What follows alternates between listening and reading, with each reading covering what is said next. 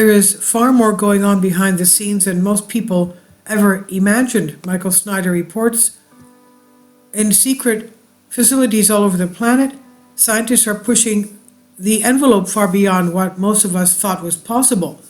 They're developing technologies that are decades ahead of what the general public has access to right now, and in many cases, little regard is being given to any moral or ethical lines that are being crossed.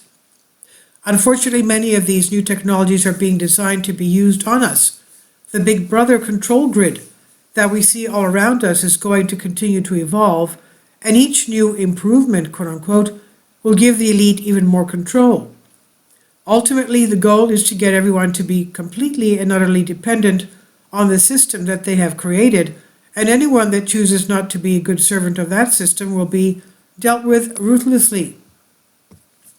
Perhaps you think that you will be able to fight back against the system when it gets to that point, but what are you going to do when they send shape-shifting robots made out of liquid metal against you?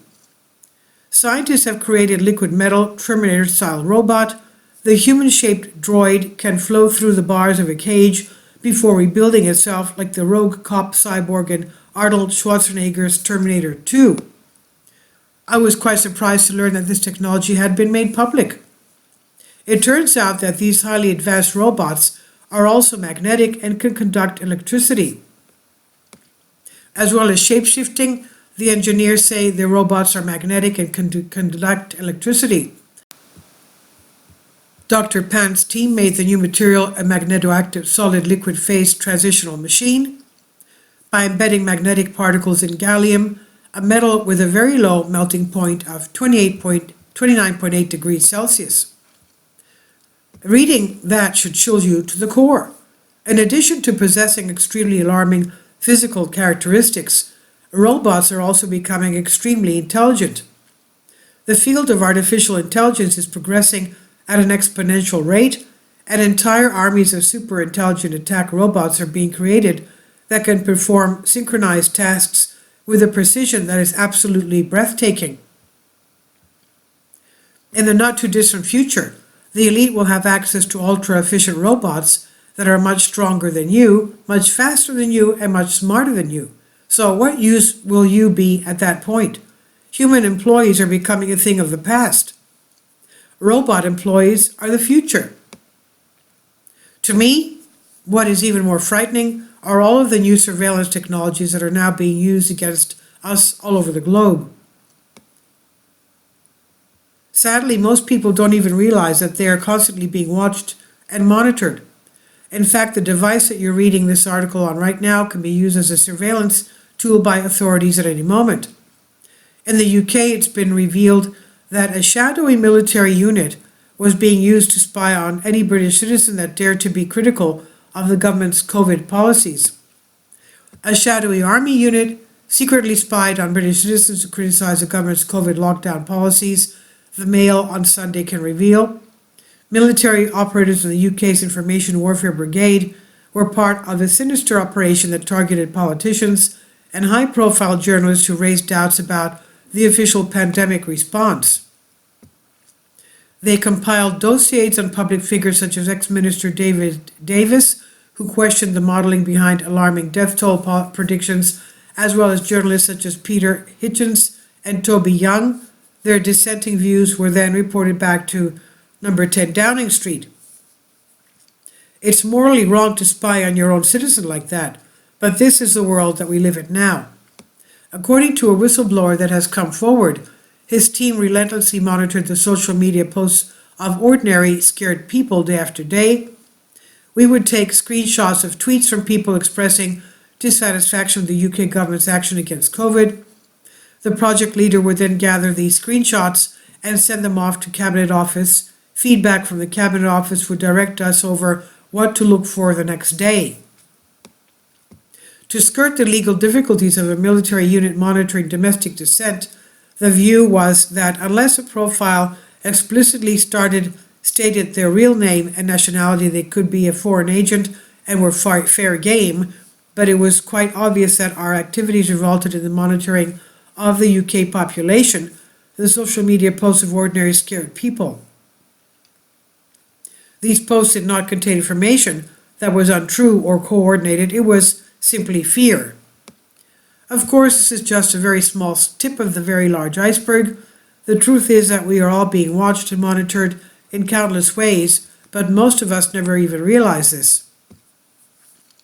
With the immense technology at their disposal, the elite could actually do a lot of good if they wanted to. For example, they could easily shut down all of the human trafficking that goes on the streets of our major cities. The following is what Enterprise journalist discovered when she recently visited the streets of South Los Angeles.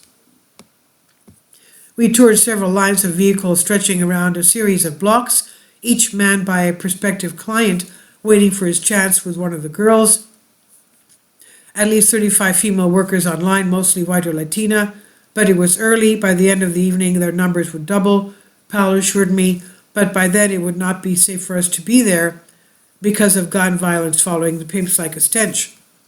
Several of the women looked very young, under 18, and while the popular imagination often portrays foreign-born myths who run anti-trafficking organization outside of Oakland, she points to evidence that 83% of all cases victims are trafficked were born in the United States.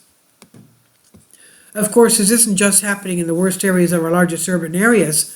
It was an excellent article by John Nisha Whitehead, recently detailed human trafficking happening on an industrial scale all over America.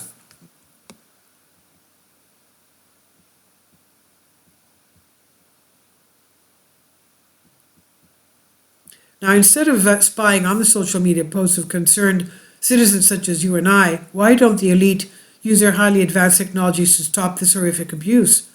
Sadly, the truth is that they don't want to stop it. The level of evil in our society is so bad that I don't even have the words to adequately describe it. And if we keep going down this road, there will be no future for America. The world that we are living in today is a world that has been designed for us by our leaders. They give us enough entertainment to pacify us, and most of us believe them when they tell us that everything is okay. But behind the scenes, there's unparalleled wickedness, and it's getting worse with each passing year. It's finally here, Michael's new book entitled End Times, now available in paperback and for Kindle on Amazon. About the author, this is written by Michael Snyder. He says, "My name is Michael, and my brand new book entitled End Times is now available on Amazon. In addition to my new book, I've written 6 other books that are available on Amazon, including 7-Year Apocalypse, Lost Prophecies of the Future of America, The Beginning of the End, and Living a Life That Really Matters. When you purchase any of these books, you help to support the work that I'm doing, and one way that you can really help is by sending copies as gifts to family and friends. Time is short, and I need help getting these warnings into the hands of as many people as possible. I've published thousands of articles on the Economic Collapse blog, End of the American Dream, and Most Important News, and the articles that I published on those sites are republished on dozens of other prominent websites all over the globe. I always freely and happily allow others to republish my articles on their own websites, but I also ask that they include this about the author section with each article. The material contained in this article is for general information purposes only, and readers should consult licensed professionals before making any legal, business, financial, or health decisions. I encourage you to follow me on social media, Facebook and Twitter, and any way that you can share these articles with others is definitely a great help. These are such troubled times, and people need hope. John 3:16 tells us about the hope that God has given us through Jesus Christ. For God so loved the world that he gave his only begotten Son, that whosoever believeth in him should not perish, but have everlasting life. If you have not already done so, I strongly urge you to invite Jesus Christ to be your Lord and Savior today. And this is by Michael Snyder on End of the American Dream. Please leave your comments, and thank you for your support. Kindly support my Patreon account. The daily posts are 5 videos daily, and they are totally different from what I have on my YouTube channel. Thank you so much for your support, and that you find all my content so interesting. You'll find the Patreon account details in the description box